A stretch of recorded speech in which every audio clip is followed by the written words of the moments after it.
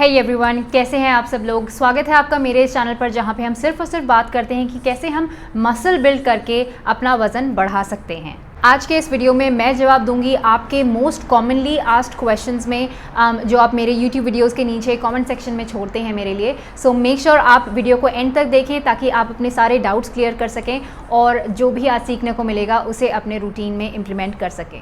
तो सबसे पहली चीज़ जो मुझसे कमेंट सेक्शन में लोग पूछते हैं वो ये कि क्या हम डंबल्स बिना यूज़ किए हुए एक्सरसाइजेस कर सकते हैं या नहीं। ना जैसे कि मैंने बोला कि इस चैनल पे हम सिर्फ और सिर्फ बात करते हैं कि कैसे हम मसल बिल्ड करके अपना वज़न बढ़ा सकते हैं, और मसल को बिल्ड करने के लिए आपको अपनी मसल पे किसी ना किसी तरीके की टेंशन डालनी पड़ेगी ताकि आप अपनी मसल को पहले डैमेज कर सको और उसके बाद उसे इवेंचुअली ग्रो कर सको। और वो डैमेज क्रिएट करने के लिए, वो टेंशन क्रिएट करने के लिए आपको डंबल्स का इस्तेमाल करना पड़ेगा। इसी वजह से इस चैनल पे जो मेरे सारे वर्कआउट वीडियोस हैं उसमें मैंने किसी ना किसी तरीके का इक्विपमेंट का इस्तेमाल किया हुआ है, and because there is a reason behind that. और रीज़न यही है कि आपको उस अपनी मसल पे इनफ टेंशन क्रिएट करनी है ताकि आप अपनी मसल को ग्रो कर सको और वहीं से आपका वजन बढ़ेगा और वहीं से आपकी बॉडी में थिकनेस भी आएगी। इसके अलावा जो लोग रेडी हैं डंबल्स लिफ्ट करने के लिए, उनका ये सवाल आता है कि मेरी एज इतनी है या मेरा वेट इतना है तो मुझे कितने केजी का डंबल लिफ्ट करना चाहिए। ना कितने केजी के डंबल से आपको शुरुआत करनी चाहिए ये आपकी एज या आपका बॉडी वेट नहीं डिसाइड करता है, ये डिसाइड करेगा कि आपकी करंट स्ट्रेंथ कितनी है। कुछ लोग स्टार्टिंग में ही 3 केजी तक का डंबल ईजिली उठा सकते हैं, कुछ लोग सिर्फ 1 केजी से ही शुरू करेंगे। So it's very very important for you guys to understand कि आप उस वेट से शुरू करो जो आपकी करंट स्ट्रेंथ आपको अलाउ करती है कि आप एक पर्टिकुलर डंबल को लिफ्ट करके फॉर्म एक्सरसाइज की प्रॉपर मेंटेन करते हुए प्रॉपर्ली एक्सरसाइज कर पा रहे हो नहीं। उस हिसाब से आप डिसाइड करोगे कि आपको 1 केजी के डंबल से शुरू करना चाहिए या 2 केजी के डंबल से या कितने केजी के डंबल से। ना जैसे कि मैंने पहले भी अपने YouTube चैनल के वीडियोस में शेयर किया हुआ है कि muscle building requires progressive overloading, which means आपको टाइम टू टाइम अपने डंबल्स का वेट इंक्रीज करना पड़ेगा ताकि आप कॉन्स्टेंटली मसल बिल्ड और वेट गेन करते रहो। ना यहाँ पे मुझसे लोग सवाल करते हैं कि कितने केजी का डंबल इंक्रीज करना चाहिए और कितना जल्दी जल्दी डंबल का वेट हमें बढ़ाना चाहिए। तो ना यहाँ पे भी कोई एज सच रूल नहीं है। आप हर हफ्ते या हर 2 हफ्ते या हर 3 हफ्ते में ट्राई कर सकते हो कि क्या आपने इतनी स्ट्रेंथ बिल्ड कर ली कि आप अपने नेक्स्ट वेट पे मूव ऑन कर सको।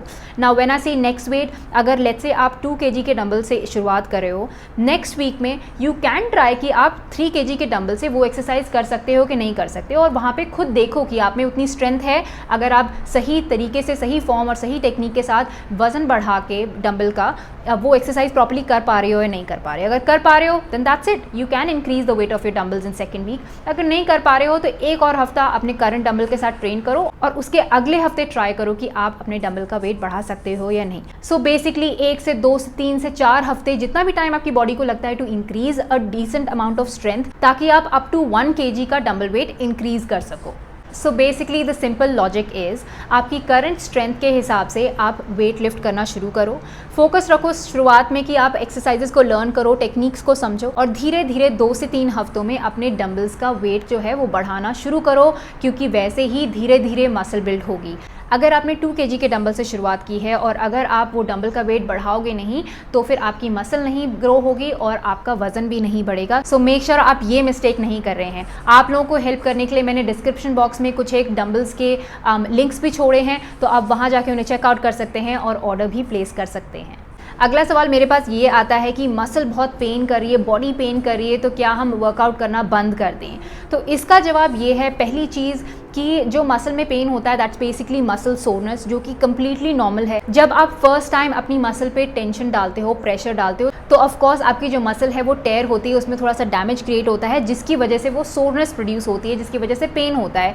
बेसिकली जब हमें चोट लगती है तो जब तक वो ठीक नहीं हो जाती, जब तक वो हील नहीं हो जाती, उसमें हमें दर्द होता है। So same funda applies for muscle soreness as well, which is completely normal, क्योंकि वही डैमेज हमें क्रिएट करना है ताकि हम अपनी मसल्स को ग्रो कर सकें by supplying enough nutrition to them. So पहली चीज़ तो ये कि मसल सोरनेस कम्प्लीटली नॉर्मल है। मेक श्योर आप अपने वर्कआउट्स के बाद अपनी मसल्स को स्ट्रेच आउट करो। आप वार्म शावर्स ले सकते हो ताकि आप अपनी मसल्स को रिलैक्स कर सको, बट यूजुअली मसल सोरनेस अपने आप 4 से 5 या 6 दिन तक धीरे धीरे चली जाती है। तो अगर आपको ये सोरनेस एक्सपीरियंस होती है तो क्या आपको कम्प्लीटली रेस्ट लेना चाहिए या आप वर्कआउट कर सकते हो।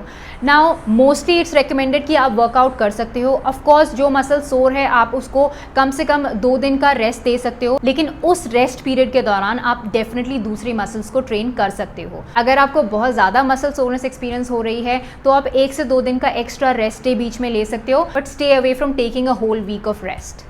अगला सवाल जो कॉमनली काफ़ी लोग मुझसे कमेंट सेक्शन में पूछते हैं वो ये कि वो एक्स्ट्रा कैलोरीज खा रहे हैं और वर्कआउट भी कर रहे हैं लेकिन उनका बेली फैट बढ़ता जा रहा है ना। इस चीज़ के लिए मैंने पहले भी बहुत सारे वीडियोस बनाए हैं, लेकिन मैं यहाँ पे एक brief step by step breakdown आपको दूंगी कि आप किस तरीके से बेली फैट का जो इंक्रीज़ है उसे मिनिमाइज़ कर सकते हो। सबसे पहले आपको ये ध्यान रखना है कि आप बहुत बड़े सरप्लस में एकदम से ना जाएँ।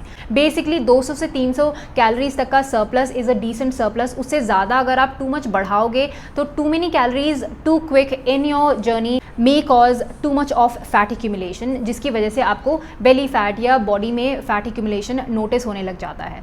दूसरा, आपके मैक्रोन्यूट्रिएंट्स का ब्रेकडाउन करेक्ट होना चाहिए। मैंने बहुत सारे वीडियोस पहले भी शेयर किए हैं अपने यूट्यूब चैनल में जिनमें मैंने डिटेल में बात की हुई कि क्या ब्रेकडाउन होना चाहिए। सो मेक श्योर आप वो वीडियोस जाके चेकआउट करें। And finally and equally important is कि आप अपने वर्कआउट्स में अपने आप को चैलेंज कर रहे हैं। वर्कआउट्स और न्यूट्रिशन को मैच होना बहुत ज़रूरी है। अगर आपने वर्कआउट्स अच्छे से किया और न्यूट्रिशन अच्छे से नहीं लिया तो आप वेट लूज़ कर सकते हो, और अगर आप वर्कआउट्स में इंटेंसिटी नहीं बढ़ा रहे हो और आपने कैलोरीज बढ़ा दी हैं देन ऑफकोर्स मसल ग्रोथ कम होगी और फैट परसेंटेज जो है आपके बॉडी का वो बढ़ जाएगा ना। वो लोग जिनको ऑलरेडी बेली फैट है, आप लोगों के लिए आई वुड हाईली रेकमेंड कि आप पहले अपना प्राइमरी गोल ये रखो कि आप अपने बेली फैट को थोड़ा कम कर सको, और जब वो 70 to 80% डिक्रीज हो जाता है that's when I would recommend you guys to move into a surplus of calories. ना आप मेरे ये वीडियोस देख सकते हैं जहाँ पे मैंने शेयर किया है कि अगर आप अपना स्किनी फैट सोल्यूशन ढूंढ रहे हैं तो आपको किस तरीके का मैक्रोन्यूट्रिएंट्स का ब्रेकडाउन चाहिए और किस तरीके से आप कार्डियो एक्सरसाइजेज अपने रूटीन में ऐड कर सकते हैं to burn a little extra calories to support decrease of that fat percentage in your body. Now lastly, अगर आप लोगों को मेरी पर्सनल गाइडेंस चाहिए ताकि मैं आपकी वेट गेन जर्नी में आपको प्रॉपर गाइडेंस दे सकूं, then you guys can totally join my 8 weeks weight gain program. अगर आप उसे ज्वाइन करना चाहते हैं या उसके बारे में ज़्यादा जानकारी चाहते हैं तो आप मुझे ईमेल कर सकते हैं इस ईमेल एड्रेस पे, या फिर आप मुझे मैसेज भेज सकते हैं इंस्टाग्राम पे and I can share all the details there with you. I hope आप लोगों को आज का वीडियो पसंद आया होगा एंड आई होप मैंने आप लोगों के कुछ एक डाउट्स क्लियर किए हैं। सो मेक श्योर कि आप जो भी मिस्टेक्स अब तक करते आए उन्हें अवॉइड करो, और जो भी आज आपको सीखने को मिला है उसे अपने रूटीन में इंप्लीमेंट करो ताकि आप अपने लिए बेस्ट से बेस्ट रिजल्ट्स प्रोड्यूस कर सको। और you guys on that note मैं मिलूंगी आपसे अपने नेक्स्ट वीडियो में। तब तक look after yourself and train well. Bye guys.